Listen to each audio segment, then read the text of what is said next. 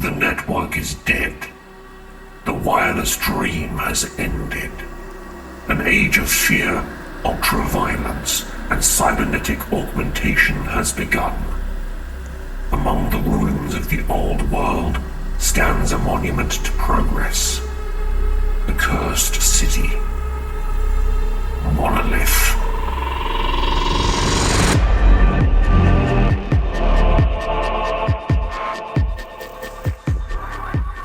Hello Wargamers, this is Monolith, a cyberpunk sci-fi co-op skirmish game set in the futuristic megacity on the edge of collapse. Now this is not a how to play video, but I am going to demonstrate the tutorial scenario fresh meat that you'll get with version 0.11.3, which has your ghosts getting the jump on a group of gangers and then trying to get out of there before local security enforcers show up. If you want to get hold of these playtest rules or just keep up to date with the latest version releases as we progress towards version 1, join in on the Night Phoenix Discord. I'll leave a link in the description below. So what is Monolith and why does it exist? Well, it's a solo co-op skirmish game in the same vein as 5 Possums from Home, Stargrave and Exploit Zero, but with a more tactical edge. Now, I started designing it during COVID when I first got into solo wargaming, like so many other people. I loved the opportunity that these types of games gave me to create my own heroes, to tell my own story, but I needed something with more challenge that would have me scratching my head like Gloomhaven or XCOM. So I set to work brainstorming lots of cool sci-fi options that I could mix and match to create a memorable team of futuristic badasses, and an interesting range of distinct threats that I could face on the tabletop. And now, here we are. Several versions and thousands of hours later, here we are. I'll try and summarize Monolith's key features. So it's a miniatures agnostic game. Anything from 40k to Infinity to Star Wars to Fallout would work. It's got fast tactical combat that can be pretty brutal, but where ranged and melee builds are both viable approaches. There are lots of build options. You can mix and match skills, talents, weapons, armor, and augments to make the perfect cyberpunk crew of unique misfits. It's got a narrative campaign with options for random side scenarios. It exclusively uses D6s, but not bucket loads of them. Activations are tracked using dice, and the value of the die is used as that character's initiative. And your heroes can get adrenaline, which gives them more actions when they have an initiative of 6. Attacks can do critical hits, which will have a random effect. There's no roll to wound, you just roll to hit and then roll for armor saves to keep it quick. And lastly, every scenario is built to provide a challenge that escalates as you progress through the campaign. So you've always got something bigger and badder to put your decisions, both the ones that you make tactically in the moment and the longer term ones that you make at the more campaign scale, to the test. I really hope you enjoy this demo scenario, so let's get to it. So to play this scenario, I've got my team of 4 ghosts. We've got 2 sets of pre-made ghosts included in this playtest, so you can get started playing quickly, and there are also rules for you to create your own team of ghosts to suit your own miniatures. Here is our table of cyberpunk and sci-fi terrain.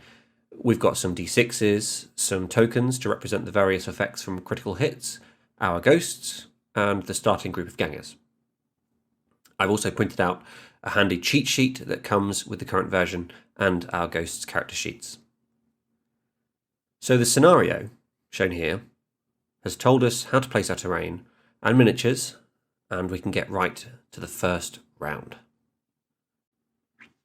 Now every round starts with the initiative phase, where we take some dice, roll them and assign them, 1 to each ghost. The value of the die we assign will be that ghost's initiative for this round. In this scenario, all gangers have initiative 1 in the first round, so we can be sure our ghosts will go before all of them. Normally, gangers will go on initiative 4. Now, essential to this system is adrenaline.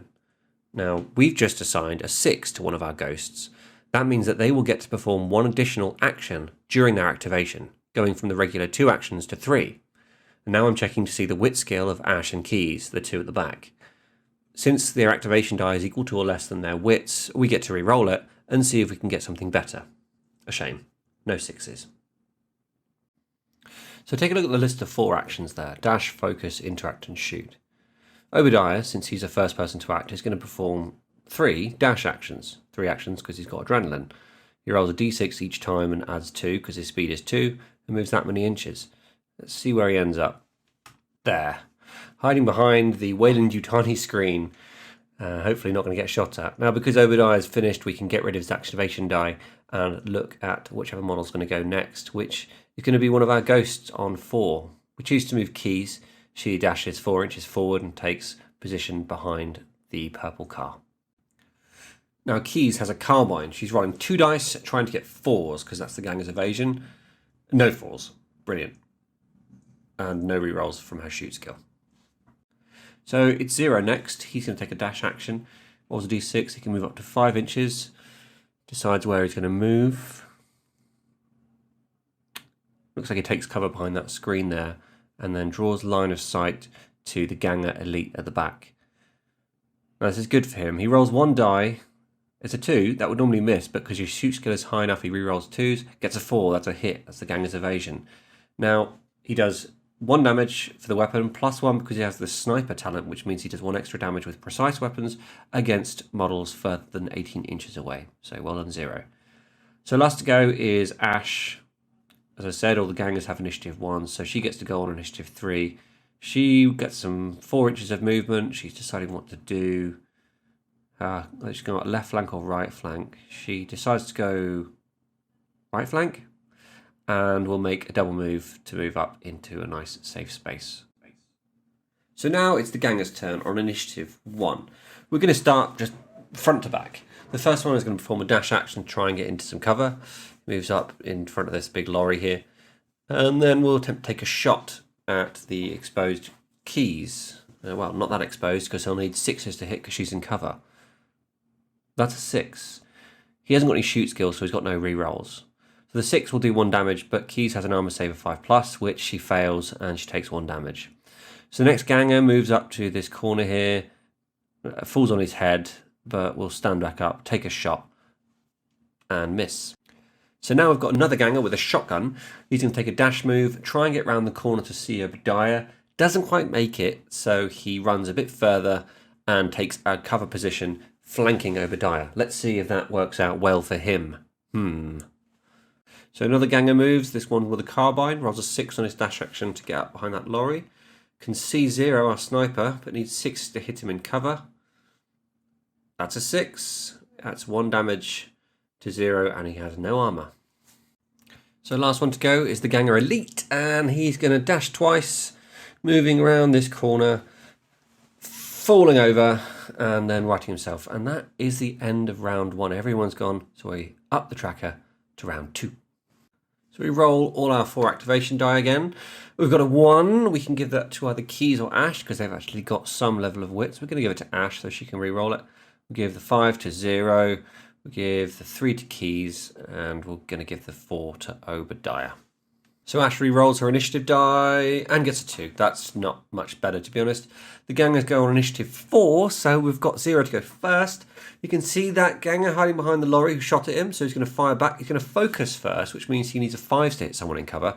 And a 4 is awful. A 1 or a 2 or even a 3 he could have re-rolled, but a 4, no chance. Now is Obadiah's turn. He's got a 4, so have the gangers, so they go on the same initiative. Obadiah rolls 3 dice as he dashes into melee.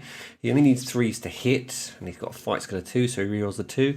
Gets 3 scores over 3, that's enough damage to kill a ganger. He advances back to his position behind the screen, because after you kill someone in melee or defeat them, you get to make a d6 move. He charges with his second action, and yeah, he gets 2 hits on this guy, dealing 2 damage to this ganger.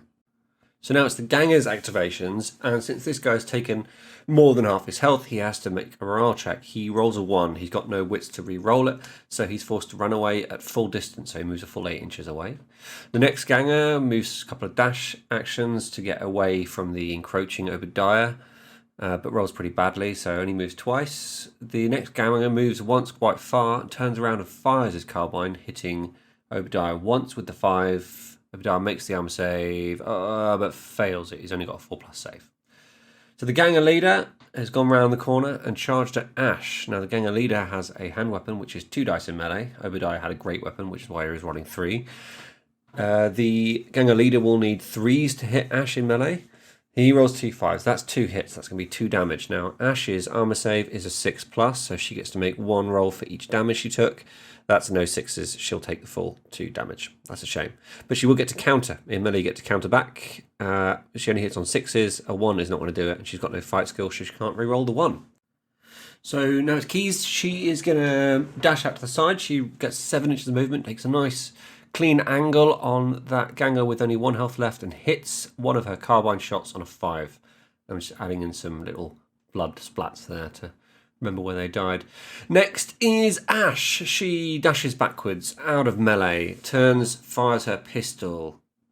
2 6s. That's 2 crits. She rolls to see what the result of those crits are. The 2 is a pin and the 5 is an extra damage. That's for 2 for the 2 shots plus 1. That's 3 damage in total on the leader. He's not looking very healthy. He's only got a resilience there of 6 and he's pinned. So she fires again. Boom! The 3 and the 5. That's another 2 damage. That's plenty to wipe out that ganger leader. And a nice another little blood splat there just to mark his decaying body. And with that we go into round 3. So we roll all our activation dice again. We'll assign them to our ghosts. We'll give the 1 to Ash so she can re-roll it with her wits. We'll give the 6 to Obadiah so he can charge in with 3 actions. And we'll give the 5 to Keys and the 3 to 0. So we'll start with Obadiah on initiative 6. He's got 3 actions and all 3 of them are going to be to dash. So let's see if he makes it in on the first one. No, moves 6 inches towards the closest ganger. He dashes a second time and gets in and gets to attack with his great weapon, which is the 3 dice, hitting on 3s, re-rolling his fight skill. But I think I forget to re-roll his fight skill in this one.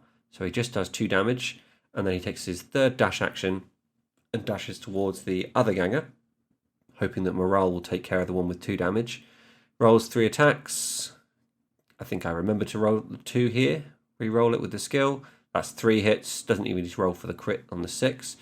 3 damage will wipe that ganger out. And then he'll get an advanced move where he'll roll and he gets to move up to d6 inches and he gets a full 8 inches. So he runs behind the car just in case that ganger decides not to run away like he probably should. Now Keys takes up a different position because she can't get line of sight on the ganger whose activation it is now. He makes a morale test. He usually needs a 4 to pass it, but because he's within 12 inches of Obadiah, who is terrifying, he needs 5. So he fails it and runs the full 8 inches towards the nearest table edge. Now 0 and Ash have their turns at the end of the round. 0 moved up, but Ash got quick enough so she can get into line of sight of the ganger. Fires off her pistol, 1 shot hits its mark, no armor save. The ganger takes his last point of damage and is gone. As we move into round 4, some enforcers appear at a random center table edge. There they are, they're pretty bad dudes. We roll our activation dice and we get some adrenaline. We decide to let Keys have a few shots, but she doesn't unfortunately down one of the enforcers.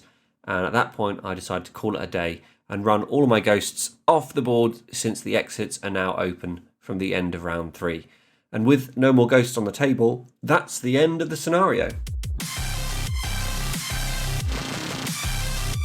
So thanks for watching this video. I really hope you enjoyed it and that you fancy giving Monolith a try. If you do, come join us at the Night Phoenix Game Discord. There'll be a link in the description below where you can get access to the PDF and all the printables to give these games a go yourself. In the future, there'll be scenarios coming out that are part of a campaign, things called trials, which are connected scenarios. I'd just love to hear your thoughts on what we've got so far and what you'd like to see going forward. So thanks again and happy wargaming to you all. Just a quick shout out to Troy at Outer Planet Models, a channel here on YouTube who's done a few videos on Monolith beta tests, some last year, some more recently. Check out the more recent ones if you want to see someone else play this game and how he's handled it. Big thanks to Troy and anyone else who playtests this game. Expect to see your name in the rulebook. Thanks again. Bye-bye for now.